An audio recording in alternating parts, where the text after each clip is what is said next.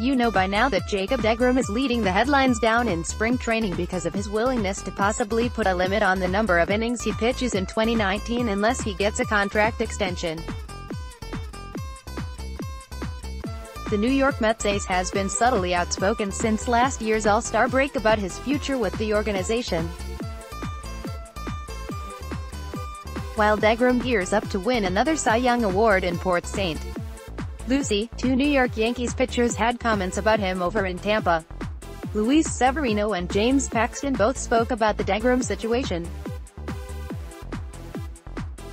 Severino, who at one point last year some considered the best pitcher in New York, debased deGrom for his comments about a limit.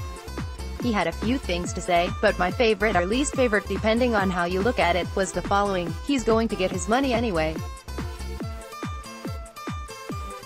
deGrom has only 1 year left with arbitration. He's going to make a lot of money." It's odd to see Severino, a guy who just got paid big bucks, in the same way deGrom would like to speak negatively about Big Jake. Granted, there's only one correct response for an opposing team's player to give: that's his business. Why should I answer your question?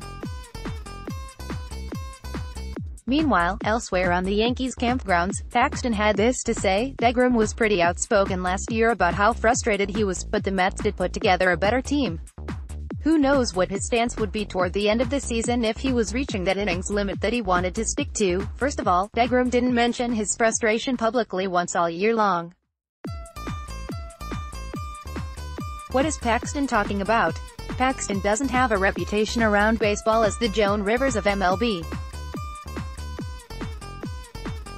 He should, however, have enough common sense to not speak on something he is ill-informed about.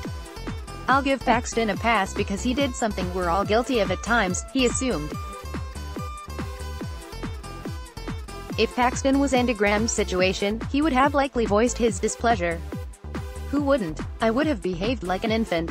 One of the biggest stunners from deGrom's 2018 season was his ability to keep cool throughout the year.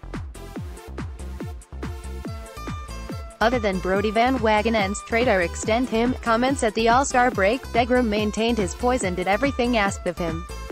He was the best pitcher in the National League by a wide margin. He was the only man other than Christian Yelich to receive an MVP vote. Paxton would also add, "If the Mets were close to a playoff spot, I would imagine that he'd want to keep on pitching and go for that postseason berth and try to go for a championship because that's just kind of ingrained in players because of how competitive we are." I'm sure that his competitive nature would take over at that point, but who knows? It may depend on how the Mets season goes. I'm willing to give Paxton the benefit of a doubt.